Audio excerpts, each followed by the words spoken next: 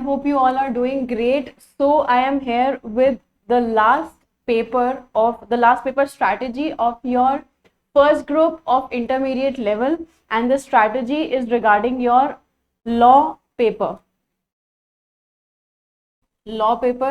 for December 23 attempt intermediate level.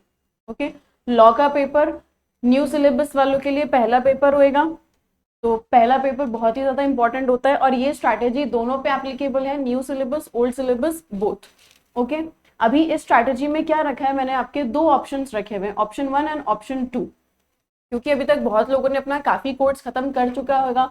तो कई आपको क्या, मान लो मैं आपको अगर एक ही ऑप्शन देती हूँ तो you guys must be like कि यार ये चैप्टर ये तो हमने स्किप कर दिए हैं और इसकी जगह हमें तो दूसरे चैप्टर कर लिए, तो क्या वो दूसरे चैप्टर इंपॉर्टेंट नहीं है क्या हमें अभी वापस उन चैप्टर्स को भी करना है जो हमने छोड़ दिया. So that's why I am here with 2 options for you for the strategy of law paper. Okay, option 1 में आपका आता है आपको कंपनी लॉ करना है, एथिक्स करना है. See, company law will be your approx 30 to 40 marks and ethics will be of around 10 to 15 marks. ठीक है, company law and ethics option 1 के अंदर. और साथ में आपको क्या करना है, लीगल सिस्टम, पहला चैप्टर जो है लीगल सिस्टम आपको करना है. फिर आपके फाउंडेशन लेवल के जो चैप्टर्स आते हैं, Indian contract, sale of goods and negotiable, ये तीनों आपके फाउंडेशन लेवल के आते हैं. मतलब फाउंडेशन में भी आप इन चैप्टर्स को पढ़ के आते हो. कॉन्ट्रैक्ट थोड़ा सा एक्स्ट्रा सेक्शंस इसके अंदर आ जाते हैं, तो थोड़ा सा ज्यादा आपको कॉन्ट्रैक्ट पढ़ना है. तो ये 3 आपके फाउंडेशन के chapters, contract, sale of goods, negotiable, and along with them partnership and LLP. ये आपका ऑप्शन नंबर 1. बहुत बच्चों का ये कंसर्न रहता है कि हमको कंपनी लॉ नहीं करना है, हमें कंपनी लॉ थोड़ा सा डिफिकल्ट लग रहा है, क्या हम कंपनी लॉ स्किप कर सकते हैं क्या. तो अगर आपको कंपनी लॉ स्किप करना है तो मैं आपको ऑप्शन दूंगी कि आप एथिक्स करो, आपको लीगल सिस्टम करना है, एंड देन आपका इंडियन कॉन्ट्रैक्ट, पार्टनरशिप और इंडस्ट्रियल लॉज. फिर आपको इंडस्ट्रियल लॉज सारे करने होंगे जिसके अंदर आपके ये 5 चैप्टर्स कवर होते हैं इंडस्ट्रियल लॉ के अंदर.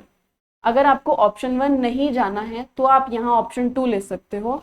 And this one is for those students who think that their law is strong, this subject is their strong part, they can score good, they can make their total through this subject. ये दोनों options उनके लिए हैं.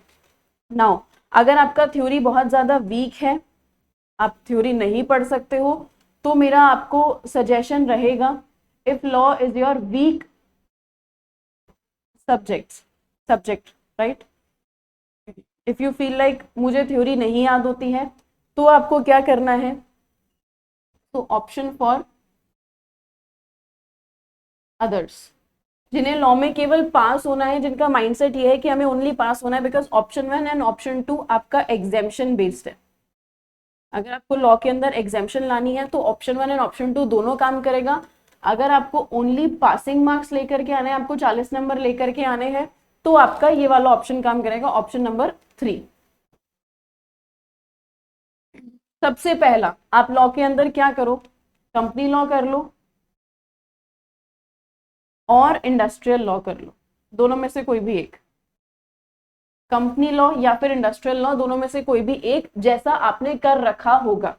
ठीक है, मैं ये मान करके चल रही हूँ कि अभी तक आपका एक बार का आपका इंस्टीट्यूट का, सेल्फ स्टडी का, व्हाटएवर द केस में भी, आपका पढ़ाई एक बार हो चुका होगा, आपने सिलेबस कंप्लीट कर लिया है. तो आप या तो कंपनी लॉ या फिर इंडस्ट्रियल लॉ, दोनों में से किसी को भी इंपॉर्टेंस दे दो. Okay, my personal suggestion would be company law. Alright, उसके बाद में सेकंड नंबर पे आपको क्या करना है, आपको एथिक्स लेना है. कंपनी लॉ या इंडस्ट्रियल लॉ में से कोई भी एक, फिर आपको एथिक्स करना है और आपको फिर लीगल सिस्टम देखना है एंड कॉन्ट्रैक्ट.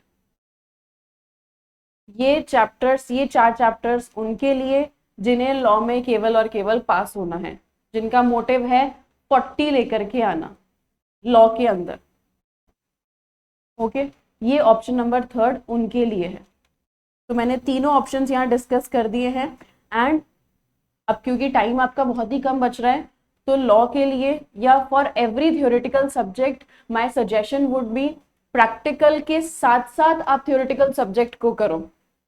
आप प्रैक्टिकल सब्जेक्ट कर रहे हो, आप एज पर योर कंफर्ट, अगर आप डे टाइम में कंफर्टेबल हो या नाइट टाइम में कंफर्टेबल हो, आप वैसे अपने प्रैक्टिकल सब्जेक्ट को करो, बट मॉर्निंग का 2 आवर्स और 3 आवर्स आप अपने थ्योरेटिकल सब्जेक्ट को दो। And what are your theoretical subjects in inter level? Law is theoretical, audit is theoretical and SM is theoretical. ये 3 आपके थ्योरी सब्जेक्ट्स हैं आपके इंटरमीडिएट लेवल के ऊपर। तो इन 3 को आप रेगुलर बेसिस पर, अगर बोथ ग्रुप के हो तो 3 है और सिंगल ग्रुप के हो तो ओनली लॉ है। थ्योरेटिकल सब्जेक्ट को आप रोज रोज करो, चाहे ऑल्टरनेट डेज कर लो, बोथ ग्रुप वाले ऑल्टरनेट डेज कर लो। एक दिन लॉ कर लिया, एक दिन हमने ऑडिट कर लिया, एक दिन हमने एसएम कर दिया। बिकॉज थ्योरी हम भूल सकते हैं, हमारी मेमोरी की एक रिटेनिंग कैपेसिटी है। थ्योरी हम अगर कुछ टाइम बाद वो कॉन्सेप्ट्स को ब्रश अप नहीं करते हैं तो हम उसको भूल जाते हैं। प्रैक्टिकल क्योंकि हमने सॉल्व करा हुआ होता है, हमें चीजें याद रहती है, वो पॉइंट्स हमें याद रहता है प्रैक्टिकल के अंदर, बट थ्योरेटिकल के अंदर भूलने के चांसेस बहुत ज्यादा है। तो इसे आप कंटिन्यूटी रखो थ्योरेटिकल सब्जेक्ट में। Okay, and I would suggest go through the past year questions for law.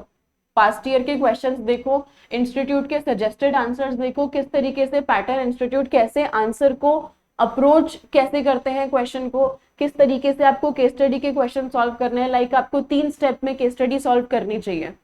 सबसे पहले आप प्रोविजन मेंशन करेंगे, उसके बाद में जो क्वेश्चन में सिचुएशन दे रखी है उस अकॉर्डिंग प्रोविजन को एक्सप्लेन करोगे, like your analysis regarding as per the question, and in last you will give your conclusion. तो ये एक पैटर्न होता है, ये पैटर्न आपको आपके स्कैनर या I would say past year questions देखने से मिलेगा।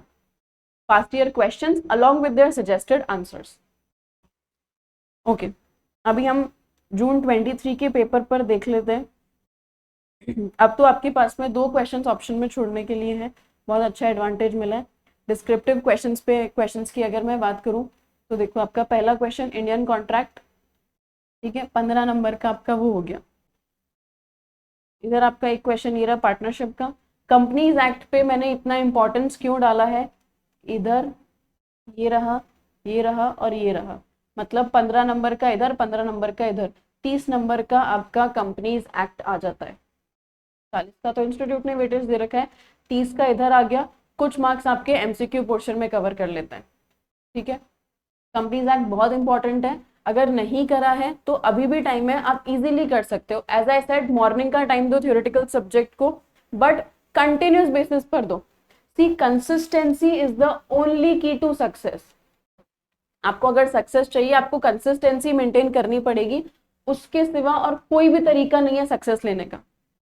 एक स्टूडेंट है जो बहुत इंटेलिजेंट है, उसका दिमाग बहुत चलता है, बहुत नॉलेजेबल स्टूडेंट है, ठीक है, बट वो कंसिस्टेंट नहीं है। एक दिन पढ़ता है, 2 दिन मजे करता है, फिर पढ़ता है सडनली आकर के फिर मजे करता है, कंसिस्टेंट नहीं है। और एक स्टूडेंट है जिसका दिमाग कम चलता है, बट वो इतनी मेहनत करता है और कंसिस्टेंटली करता है। उसको अगर डेली का 1 घंटा पढ़ना है तो वो डेली 1 घंटा शुरुआत से पढ़ता आ रहा है। आप अभी भी कंसिस्टेंसी बना सकते हो। एटलीस्ट अगर आप बोथ ग्रुप वाले हो तो आपको मिनिमम अभी 10 आवर्स की स्टडी देनी जरूरी है, और अगर आप सिंगल ग्रुप वाले हो तो आप इसको आधा कर दो, आप 5 आवर्स की स्टडी दो। ये मिनिमम टाइम है, इसके ऊपर जितनी आपकी कैपेसिटी हो आप उसको इंक्रीज कर सकते हो। एंड केवल 1 महीने का टाइम है, जी जान लगा करके मेहनत करोगे, इंटरमीडिएट लेवल क्लियर डेफिनेटली होएगा। Alright, source of law, partnership, ठीक है। इधर आपको ग्रेचुइटी का एक क्वेश्चन मिला है। इंडस्ट्रियल लॉज के अंदर आपके 5 टॉपिक्स होते हैं और उसके क्वेश्चंस आपको देखो, ग्रेचुइटी का एक क्वेश्चन यहाँ पर आ गया आपका, और एक ये मिनिमम वेज कोड, ठीक है। इसलिए इंडस्ट्रियल लॉज पे मैं थोड़ा सा कम फोकस देती हूँ कि उसको आप स्किप कर सकते हो बहुत ज्यादा, क्योंकि उसमें याद रखने के लिए चीजें।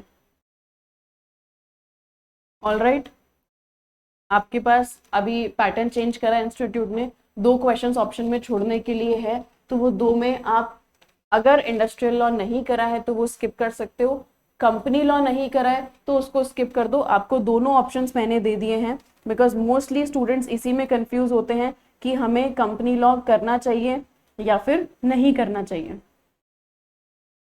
Okay, I have given you 3 options. First 2 options are for students who think that law is their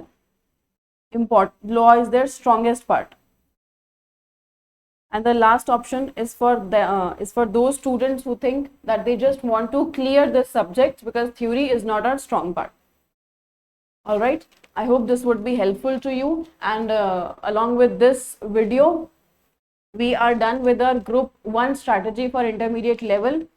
And with this strategy, I strongly believe that if you follow this with 100% focus and 100% dedication, you will definitely going to clear your inter group 1.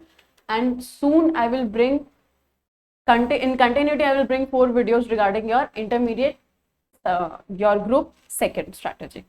Thank you.